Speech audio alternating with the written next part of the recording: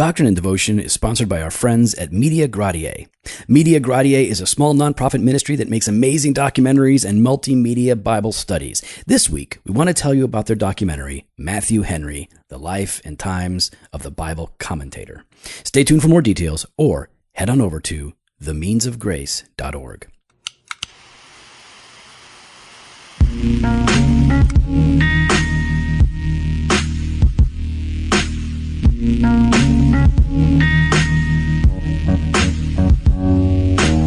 Welcome to Doctrine and Devotion, a podcast exploring Christian faith and practice from a Reformed Baptist perspective. My name is Joe Thorne. I'm the lead pastor of Redeemer Fellowship in St. Charles, Illinois. And I'm Jimmy Fowler, executive pastor at Redeemer Fellowship. Hey, hey, hey. Hey. What are we going to do after this? Wait. Are we talking about today, or... Yeah. Not pretend, because no, you're in stinking Europe. You're hanging out with Greg Earl. You're not hanging out when this drops. You're not with me. You've abandoned me. Yeah, You've abandoned your work. You've abandoned everybody that loves you, and you're going out with. Well, no, I'm with my wife, and we're with others that we love as well. Okay. With Brad and Julia, and we're enjoying. Are you with Brad and Julia right now? Yeah, okay, I am. Julia. Yeah. What? Come on. What? That name, Julia. Julia? I don't even want to hear about it. What is that? The name. She's got to be pretentious with a name like Julia. She is Russian. Well, that's not pretentious. Is she a pretentious Russian? I believe that's like, isn't that redundant? Dang, dude. Racist much? Nope. Yeah. No. You just slammed, technically an Asian community. Mm-hmm. Yeah. Russia. How do you feel about it? I'm feeling all right. Mm-hmm. So, what are we going to do after this? Well, I'm hoping we're going to go smoke a cigar. Okay, good. Are you to hang out? Do you have time to hang I out? got time for a cigar. Okay, good. As long as you have time. I got time for you. Okay, good. You ain't got time? Whatever. I don't want to get into it. What do you mean? I just offered to go have a cigar. Yeah, I know. Are you going to give me a cigar? Are you going to buy me one? Sure. Okay. Yeah. No, that's good. Yeah. New World. Yeah, that's my favorite. Or below. That's my favorite. New World or below.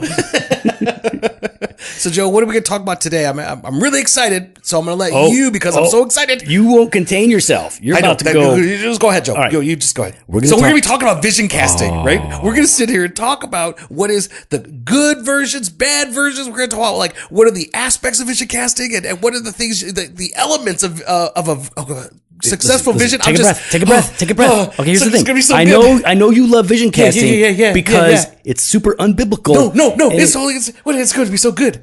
There are people out there, like you, just go ahead and Google, is vision casting biblical? and you'll find these Reformed guys. Now listen, we are confessionally Reformed guys. You'll find these Reformed guys out there arguing it is completely unbiblical to cast vision. It's a distraction from the mission and the purpose of the church. Oh. So, of course... without vision, the people perish. That's a bad translation, but I don't want to get... I'm not going to use that one. But here's the thing. Well, I read Matthew Henry, and he said... Okay. And he said, casting vision for your church is the most important aspect of church growth and vitality. All right, so obviously there are terrible versions and ideas of vision casting, and then there are good versions. And typically when some Reformed guy is all, got his boxers all bound up and he's railing against vision casting. Well, he's railing against a particular, probably, I would hope, a bad kind of vision casting. Yeah.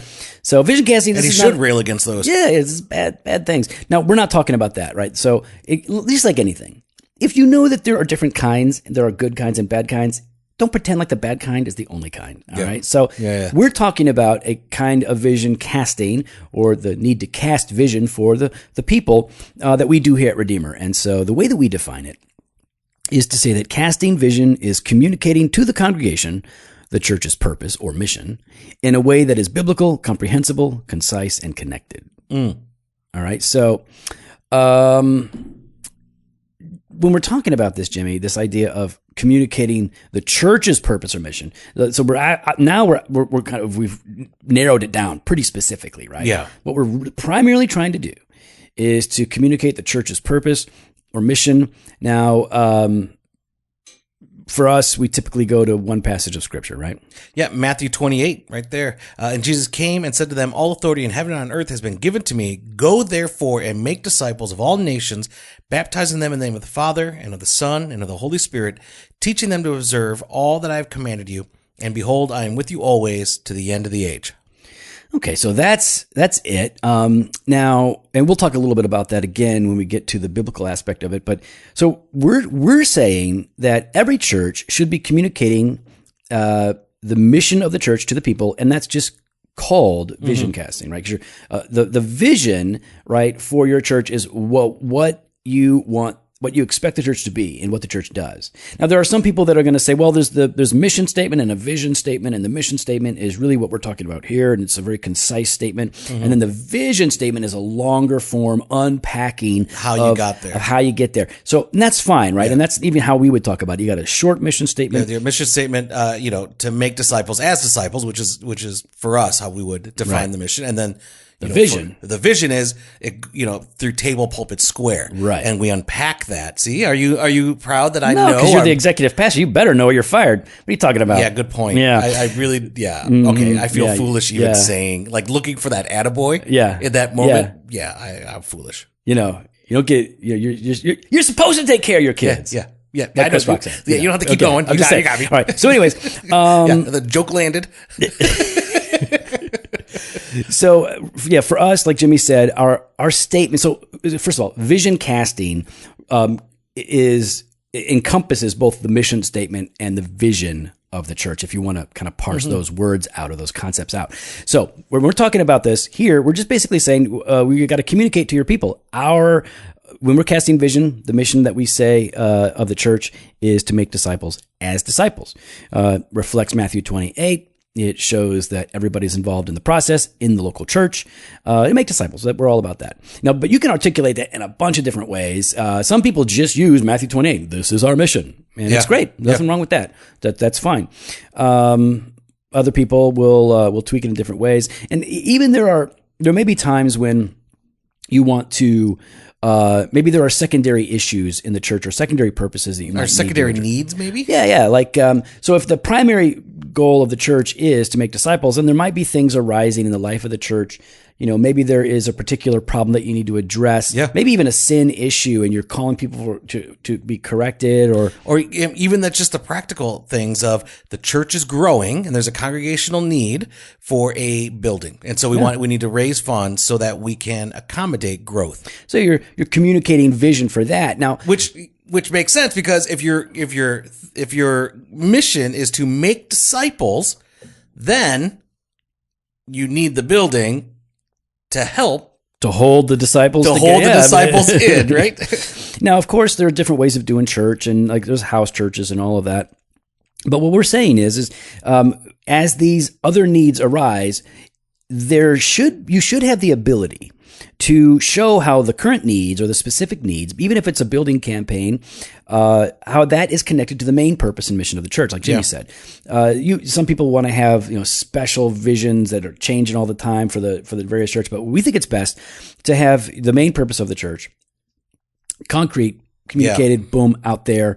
But the most important thing in all of this for us is that when you're communicating the vision for your church to your people, is that it is biblical. Yeah. All you need to do is grab that Bible verse and just put it right there underneath it.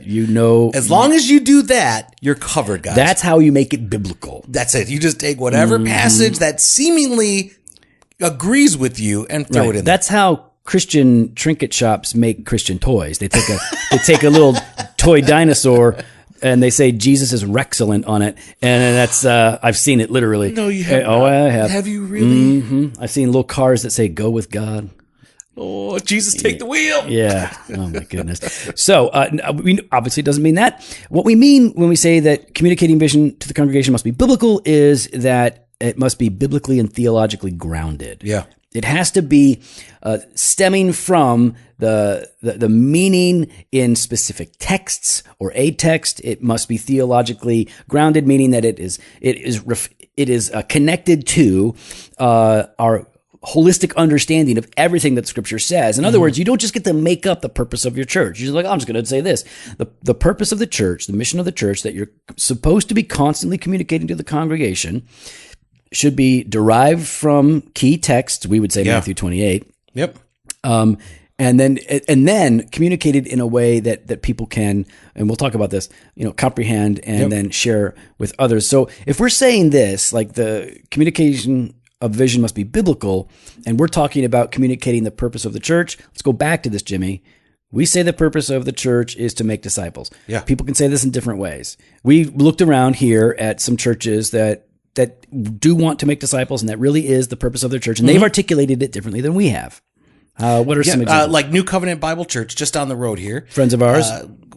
Theirs is helping everyone take the next steps towards Christ. Now, to be fair, this is on their website. It may not be their formal, like this is the vision that we're trying to cast. Yeah. But it clearly is something connected to that, because it's right out there. They want people to know this is what they're all about, helping everyone to take the next step towards Christ. Now, of course, you're going to have to unpack your vision statement. But the next step towards Christ, right? This reflects the idea of like, well, first of all, we're helping everyone. Yeah. Preach the gospel indiscriminately. They want people to be taking steps towards Jesus. So this is discipleship. There's a progression there, sanctification. Yep. Mm-hmm. There's a process that's involved. Yep. There's discipline. And the goal is towards Christ. Yeah. So that's good, right? New Covenant, we like those guys. Yep. What about Chappelle Street? Chapel Street. Chapel Street. Not Chappelle Street. Theirs is to experience grace, grow in faith, and make an impact for where you are. So this is a very large church, pastored by a very cool, godly dude. We love him, Jeff Frazier's. And so here, like to experience grace, right? So that you would to become a convert, right? To experience the grace of God in your life, conversion, grow in faith. So you got sanctification. Yep. And to make an impact, right? Yeah, evangelism. Yeah, evangelism, obedience, right? Like all of that. So it's fine. It's good. And then friends of ours down in St. Louis, there is, or at least was, growing disciples, starting churches. Because they're a church that believes in church planting as one of the main ways that they make disciples. So it's all good. Listen, you could say this in a bunch of different ways. And as long as it's biblical, right, and it's reflecting the true purpose of the church, you can say it in different ways, but you need to actually be able to lay this truth on people in a way that they can grasp. And this gets harder when you miss the purpose of the church. Like we've talked about it before, but there's definitely a lot of churches will emphasize renewing the city. Like we're going to renew the city. We're going to make the city new. And we don't believe, now we could be wrong. We're not making fun of people that say that. We're just saying like, we don't believe that's the purpose of the church, unless you're saying, well, the city is made new by the making of disciples. Like kind of, sort of. There is definitely an impact when there's a great number of disciples in a given location. But to renew the city, God makes all things new. We don't, our goal is not to renew the city. Our goal is to make disciples. Yeah. The byproduct of that is awesome. Yeah. But at best, they're starting to hit at the byproduct. And then sometimes mission is too vague, right? Like, some would say, we found a place for everyone. Now, these are actual. I pulled these off of the interwebs. Interwebs. And so, you could trust it. So here's one. A place for everyone. A place for everyone. I mean, that could be like the local tavern. A place for everyone. Yeah, it's. I know what they're going for. They want everybody to feel welcome. Yeah, they're trying to say they're inclusive. Yeah, right. But it doesn't. Okay, but how is? It doesn't really hit at the purpose of the church, right? Yeah, you now sound like you're just a community center. All right, so here's another one. We are a gospel-centered, city-focused church community. So it's gospel-centered, of course, is a catchphrase that's popular right now, and we will talk about gospel centrality in our membership class, what we call orientation, but in terms of like, that doesn't communicate a whole lot to a lot of people if it's just like out there, like we're a gospel-centered, city-focused church community. It's pretty vague. So what do you do? What are you about? You're about the gospel, so that's good, but we feel like still not. Well, and you're about the city. Yep, okay. You're about the church community. Yeah, it's good, but it's just for us, we feel like that's a little too vague. What about living out what we believe? Okay. Well, what do you believe? Yeah, I know. Living out. But again, I like that they're emphasizing that it's not just what we believe, but it's supposed to be lived out. It's supposed to be practical. That's good, but we still it seems too far removed from the mission of the church specifically, right? Because making disciples is a way that we live out what we believe, but you also live out what you believe in a variety of ways. And so again, we're not making fun. We're not picking on it. We're just saying like, we feel like these are too vague. Here's a vague one. Making new, making great. Pretty vague. pretty big. So don't say it. Do not say what? it. I know what you're thinking. No, I'm just saying MAGA church. Yeah, it sounds like Making churches great again. yeah. What else we got? Oh yeah, there's one. Impacting 100,000 Phoenix area residents by the year 2020. Okay, and to be fair, that may not be their vision statement. It may just be something that they have on their website. But again, the point here is that if you're communicating the biblical vision for mission to the congregation, it needs to be specific enough so that people know, like, okay, make disciples. So that even people that aren't in the church go, oh, I get that, because they know what a disciple is in principle. Yeah. So they go, okay, you are converting people and training them. You are proselytizing people and leading them to become what you guys are. Whether that's good or bad, they know what we're talking about. And of course, it's very biblical. So you don't want to be too vague. It needs to hit the purpose of the church. That's, for us, essential to casting vision. But there is another vision. Yeah, it's essential as well. I think it's more essential than essential oils, Jimmy. We're talking about. Well, yeah, because this is real and helpful. That is. That's true. Oh, but come on, man. Some of them oils smell good. Oh, yeah. My wife's been on an essential oil. Yeah, I know. Thanks to the Earls. Oh, goodness. You know that's coming from the Earls. That's gotta be. Everyone's got a hustle, man. Everyone has a hustle. Well, listen, ain't no hustle necessary here, because Media Gratiae is a small nonprofit ministry that makes incredible documentaries. And I mean that. Like, Christians have made a lot of films and stuff, and a lot of them are terrible. Media Gratiae makes amazing documentaries, multimedia Bible studies. And this week, we get to tell you about a project that they made called Matthew Henry, The Life and Times of a Bible Commentator. It's a documentary, and this is the first documentary from the Welsh filmmaker Dan Pugh. Oh, okay. And it gives a very thorough overview of the man who wrote one of the most helpful commentaries available. That would be the Matthew Henry commentary. Yep. In case you were wondering, this commentary has never been out of print in the 300 years since it was released. Wow. I use it. Jimmy uses it. I use it, yeah. How do we use it, though? Logos. Yeah. But I also have it in print. Yeah, so do I. Gives, let's see, you know what? And this documentary features Sinclair Ferguson, Joel Beeke, Jeremy Walker, and many others. And it is available via DVD, or you can stream it in HD at Media Gratiae, or themeansofgrace.org. So if you're going to get in on the goods from Media Gratiae and you want to hit this Matthew Henry thing, just go to themeansofgrace.org and just look for Matthew Henry, or search for Matthew Henry. You're going to find it. You can get in on it. Good stuff. Love me some Matthew Henry. Been very fruitful for me. And so I can't wait. One of my favorite books in the world was written by Matthew Henry, called The Quest for Meekness and Quietness of Spirit. Oh, yeah. So I am all about watching this. Perfect. So, Joe, as we continue on here, we said the vision must be biblical, right? And so we discussed that. It's also important that the vision is comprehensible. Yeah, right. Comprehensible and concise, right? Yes. So not too long, not too complicated, memorable. Yeah. Right? I mean that's really what we mean by comprehensible. Like concise, memorable, and understood, right? So you get a little too wordy, you get a little too creative, and you can kind of lose. And even just using using certain words and phrases that kind of come off, I think, passively rather than in something active, you know? And it can be either, it could just be esoteric. Like, what? Like, people in your church might get it, but if you're trying to let other people beyond your church know that are coming into your church or newcomers, it just needs to be, I don't know, not too complicated, not too long. Man, there are some long ones. Oh, too. man, I can't even, at one of the churches I was at, I can't even remember what the mission was. The vision. It started with "We Exist," which I have a pet peeve on that. Oh, you don't like existing? Yeah. Oh, no, I don't like hate the "We existing." Exist." To me, it's so like, what is it? Passive. I think it's passive. Yeah. Yeah. But they would say "We exist too," and then that comes the active. Yeah. No. See, I'd want something a bit more. Anyways, regardless of how I feel about that, I can't even remember how long that was. Even my last church, I haven't even been there since 2011, right? I still remember that one. What was that one? passionately proclaiming the glory of God in Christ for the joy of all people. Good. Boom. Right there. Boom. Yeah. Yeah.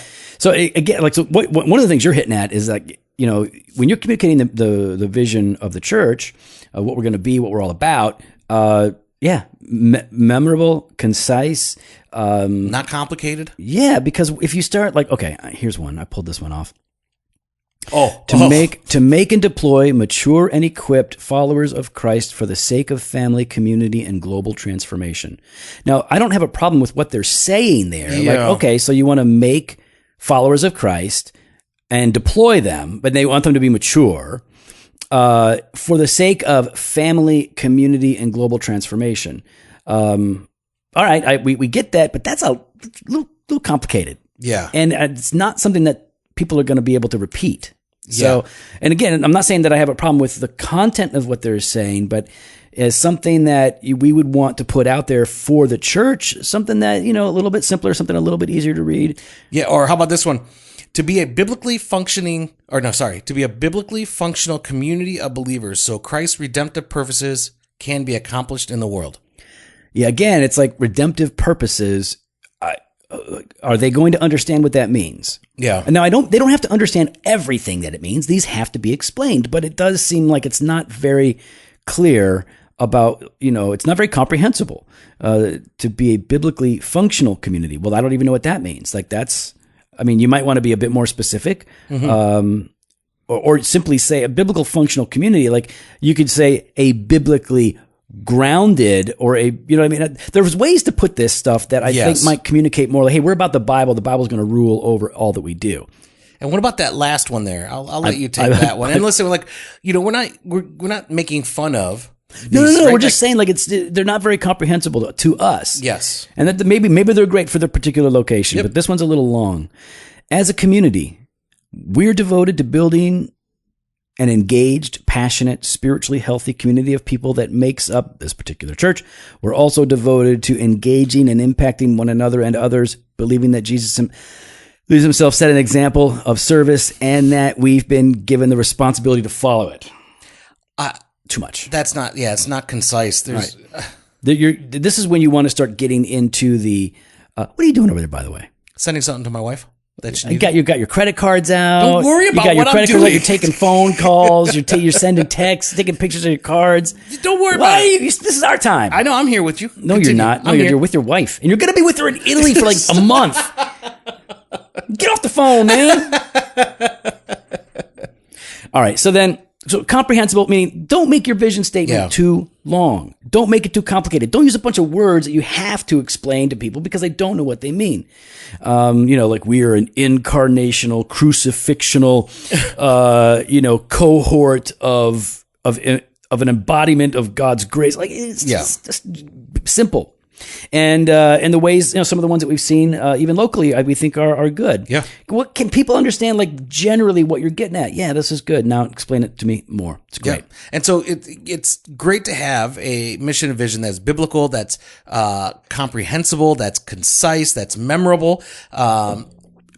But it can't stop there. It has to then be connected, right? Now, what do we mean by that, Jimmy, when we say connected? Yeah, it needs to be communicated often. It's got to be weaved throughout the various ministries of the church. Yep. There's we opportunities. We don't even do that well here, to be honest. Like we do it. Like we definitely do it in our orientation class, so everybody coming in knows what we're about. Well, yeah, but ministry leaders, though, in the conversation that we have with them, at least that Brian and I have with them. Yeah. Some of when we're evaluating and stuff, we ask questions of how are you connecting to the mission and vision of the church, right? Like table, pulpit, square, making disciples. That's where we revisit it. Yep. I think where we need to do a better job is on me more, which is communicating it to the congregation as a whole. Yeah, I agree with that. Repeating it. That'd be helpful. Just going on and saying like, hey, we're a church that exists to make disciples as disciples. No, I'm leaving. How do you object to existing? It's just we exist to do this. It's static. Maybe that's what it is. So you want to say like, we have been created by the grace of God to make disciples. No, sure. But no, I guess I would be looking for something that is, I don't know, maybe just a verb. Less existy. Well, yeah, make disciples. Yeah, that's what I love. Yeah, exactly. I'm not complaining about Yeah. yours. I'm saying when people are just like, we exist, don't just start with the static. right? I say, I just go. Make disciples, we exist? Stop it. But even as we're talking about what Jesus' words, go, right? Yeah. And that's what it didn't start like, hey, you guys exist to go. It's go, right? And so I think that's where, for me, when I hear a mission start with, we exist, I think to myself, come on, like, get your mission on. Yeah, get your mission on. And that, you know what? And I understand part of that, like a large degree, this is an unfair pet peeve of mine. Yeah, right? You admit it is a pet peeve. Yeah. It's not a biblical thing. Yeah, Like, well, I mean, you kind of showed that it was because you went to Matthew 28 and said go. Didn't say exist.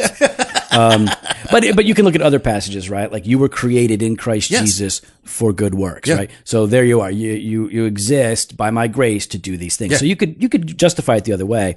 But I also like changing it up, because what a lot of churches do is they will look at like, okay, we got to come up with like new churches.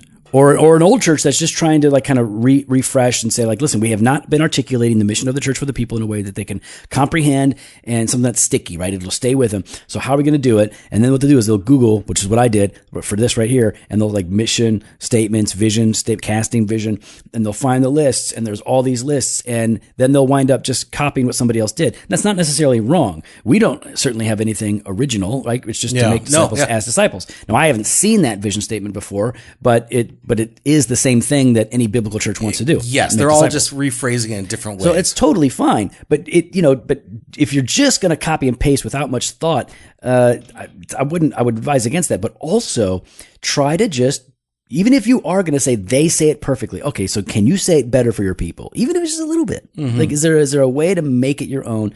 That would be really good. So, Jimmy, you're saying that for the vision to be connected, you said that it needs to be communicated often. Yep. It needs to be weaved throughout the various ministries of the church. Ministry leaders. There needs to be that follow up, or just even that evaluation, right? Yeah. To say, how is it that this ministry, this particular ministry, is helping to fulfill this mission and vision, right? It should. I'm not saying it's gonna like hit it on every single level, right? But there should be some intentionality there. Otherwise, what's the point of that? Yeah. Then that ministry should not be functioning in the church, right? So, what are some other practical ways that they can make sure that the vision that for the purpose of the church is being communicated to everybody? Yeah, I mean, I think one of the ways is print it, right? Like have it on your.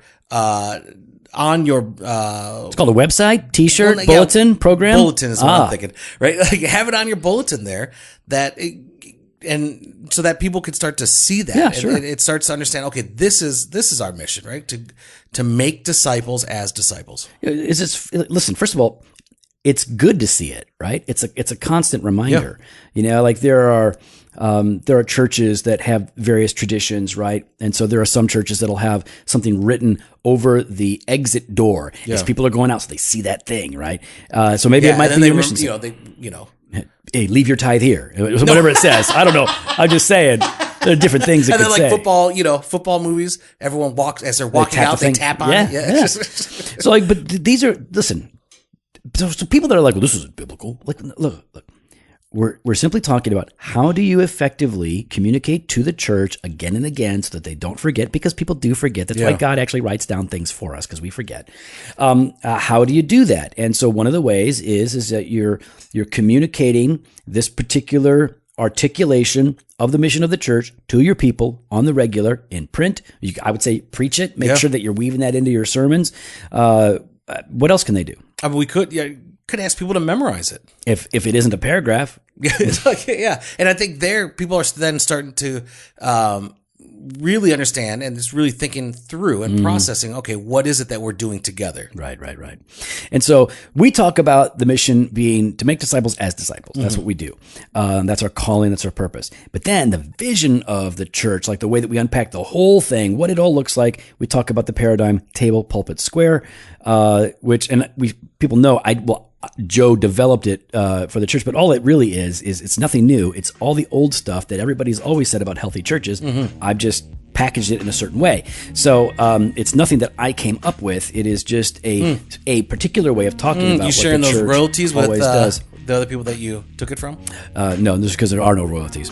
But we'll do an episode on Table, Pulpit, Square for everybody and let you guys check it out. But Jimmy, maybe some of our people can share their favorite mission and vision statements on social media. Yeah, you can follow us online. The best and the worst. Oh, you can follow us online on Instagram, Twitter, @DocInDevo, or on Facebook /Doctrine and Devotion. You can head to the website, drdevotion.com. There you can contact us. You can sign up for the email blast or hit up the store, jofostore.com, and grab some gear. Fresh pod every Monday and Thursday. Blog post on Wednesdays. Later.